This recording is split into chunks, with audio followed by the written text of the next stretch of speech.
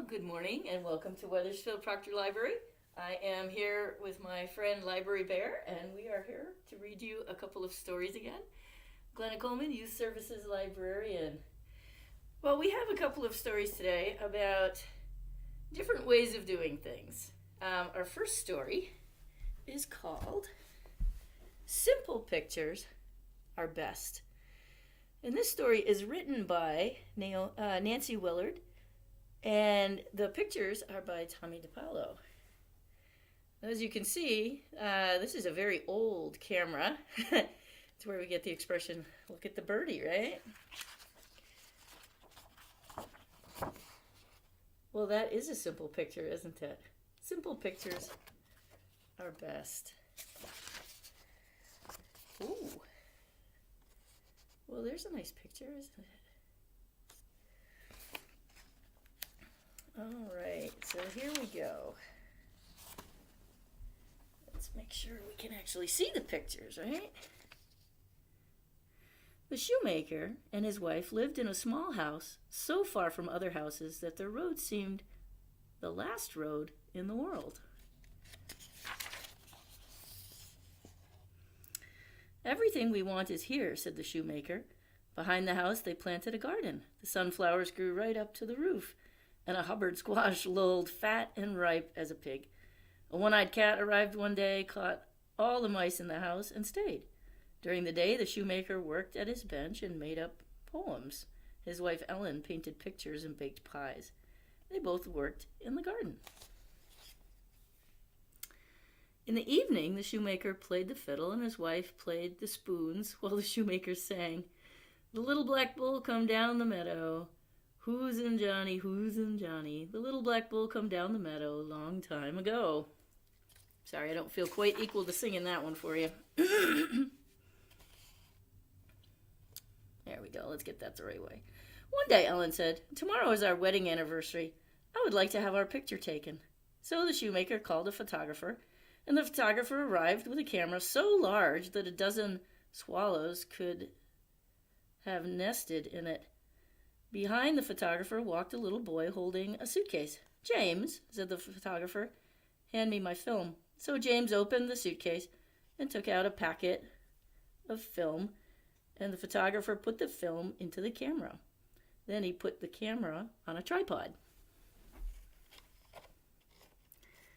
"I'm ready," said the photographer. "Where would you like the picture taken?" "In front of the house," said the shoemaker. "In the garden," said Ellen, "to show off our squash." One said yes, and the other said no, and so it went until James said, "Why don't you pick the squash and hold the squash in the picture and take the picture in front of the house?"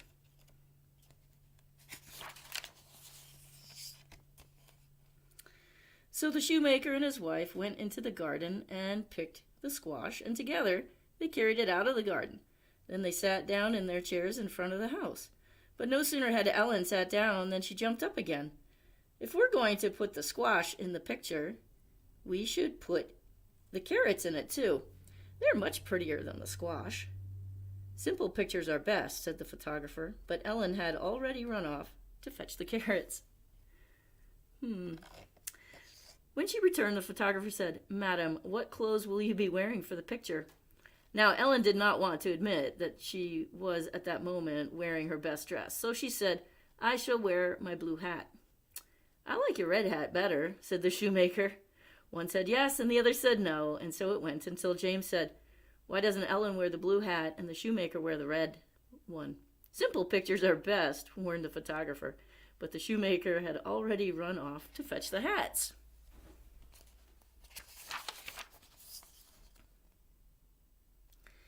When he returned, the photographer said, "Shoemaker, what shoes will you be wearing for the picture?" Now the shoemaker did not want to admit that, though he made shoes, he never wore them. "My old shoes," said the shoemaker. "I like your new ones best," said Ellen. One said yes, and the other said no, and so it went until James said, "Why don't you wear the old ones on your feet and the new ones on your ears?" "Simple pictures are best," warned the photographer, but the shoemaker had already run off to fetch the shoes. When he returned, he was wearing his old shoes on his feet and his new shoes on his ears, and the red hat on his head, and he sat down with the squash in his lap next to Ellen in her blue hat with the carrots in her lap in front of the house. The photographer threw a black cloth over the camera and put his head under it.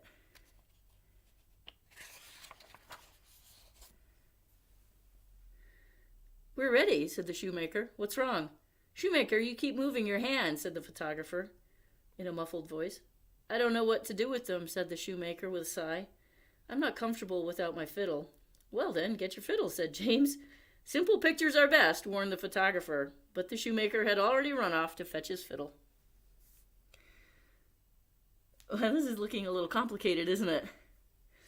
When he returned, holding his fiddle and wearing his old shoes on his feet and his new shoes on his ears and the red hat on his head, he sat down with the squash in his lap next to Ellen and her blue hat with the carrots in her lap, and the pussycat sat between them in front of the house. The photographer threw his black cloth over his camera and crawled under it.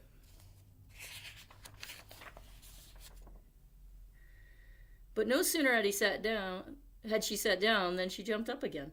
"I don't want people to think I do nothing but bake pies. I shall..." Oh, hang on. Did we skip something? Oh, we did skip something. Well, isn't a good thing I noticed. "We're ready," said Ellen. "What's wrong?" "Madam, you keep moving your hands," said the photographer in a muffled voice. "I don't know what to do with them," said Ellen with a sigh. "I must hold something too. I shall hold my spoons." "Your spoons!" exclaimed the shoemaker. "That will look odd unless you're holding a dish as well. You can hold the spoons in the blueberry pie you baked this morning." "Simple pictures are best," warned the photographer, but Ellen had already run off to fetch the spoons and pie. When she returned, she sat down in her blue hat with the carrots in her lap and her spoons in her hand and her blueberry pie in her arms, next to the shoemaker holding his fiddle and wearing his old shoes on his feet and his new shoes on his ears and the red hat on his head, with the squash in his lap, and the pussycat sat between them in front of the house. There we go. Now we're at this page. But no sooner had she sat down than she jumped up again. "I don't want people to think I do nothing but bake pies. I shall put one of my paintings in the picture as well." "Simple pictures are best," warned the photographer, but Ellen had already run off to fetch her painting. When she returned, she leaned it against her chair. The photographer threw his black cloth over the camera and crawled under it once more. "We're ready," said the shoemaker and his wife. "What's wrong?" "Smile," said the photographer. "I can't," said Ellen. "Neither can I," said the shoemaker. So James ran into the garden and picked half a dozen turnips and ran back to the photographer and began to juggle with the turnips. "Ha!" said the shoemaker. "Ho!" said his wife. But they did not smile. Then James ran into the kitchen and fetched a giant frying pan and ran back to the photographer and stood on his head in the frying pan while juggling the turnips. "Ha! Hum!" said the shoemaker. "Ho ha!" said his wife. But they did not smile. Then James ran into the orchard and gathered a dozen apples. He did not see the bull browsing under the tree until the bull made a hideous noise. James dropped the apples and ran back to the photographer. The bull did not see James, but he did see the photographer. Oh my. This is getting very complicated. Then the shoemaker and his wife jumped to their feet and caught the bull, tied him up, and helped the photographer to a chair. "When will the picture be ready?" asked Ellen. The photographer looked at his watch. "Not long. It's developing right now." In half a minute, the photographer took out the film and opened it. They all looked.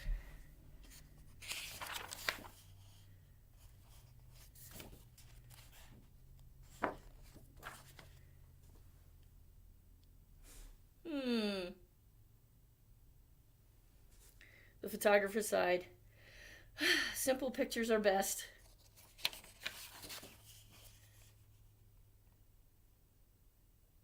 Well, that was a very complicated story to tell us that simple pictures are best. This was by Nancy Willard with pictures by Tomie dePaolo. I hope you enjoyed it. I sure did. Our next story about different ways to do things is called Angelina on Stage. Illustrations are by Helen Craig, and the story is by Katherine Holabird. Angelina on Stage by Katherine Holabird. Pictures, illustrations by Helen Craig. Angelina's cousin Henry liked to go to her ballet lessons at Miss Lily's and join in the dancing. Henry always followed close behind Angelina, copying her graceful steps, but he wiggled and wobbled and didn't look like a ballet dancer at all. After each class, Angelina showed Henry the right way to do the pliés and arabesques and twirls. But Henry kept on dancing in his own funny way. Then one day, Miss Lily received a letter from Mr. Popoff, the great musical director. "Angelina," said her ballet teacher, "how would you like to be a magic fairy in a real grown-up ballet?"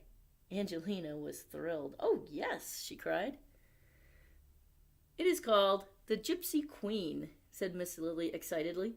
Then she turned to Henry. "Mr. Popoff needs a little elf, too, and you are the perfect size." "Hooray!" shouted Henry, but Angelina just crossed her fingers for good luck, hoping he wouldn't do anything too silly.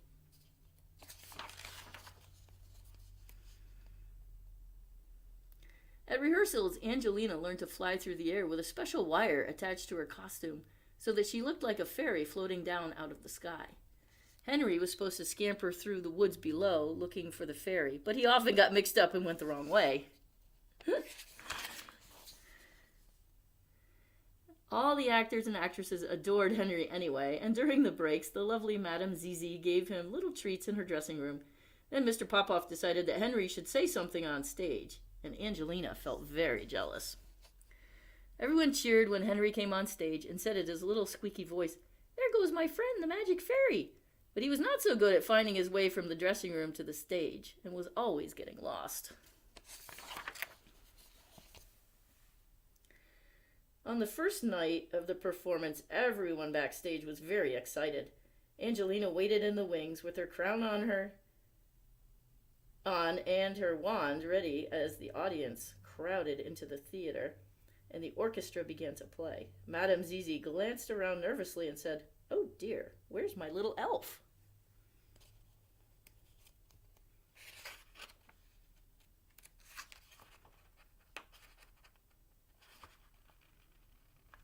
Sorry, having a little trouble with the pages here. There we go.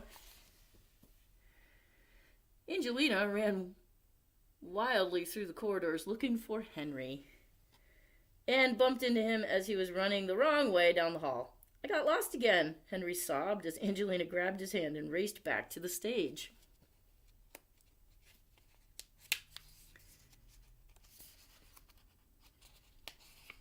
My goodness, these pages just don't want to turn, do they? Angelina had her special wire fastened just in time. She soared up over the trees, waving her magic wand as Henry jumped out from the wings and skipped through the woods to the front of the stage.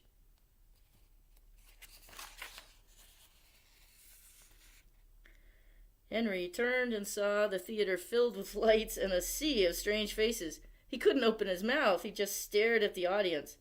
For an awful moment, nothing happened. "Serves him right," thought Angelina, still feeling annoyed. But when she looked down and saw how terrified Henry looked, she felt sorry for him. Angelina waved her magic wand and called to Henry in a loud, clear voice, "Hello, little elf, can you see me?" Henry looked up with relief and said, "There goes my best friend, the magic fairy."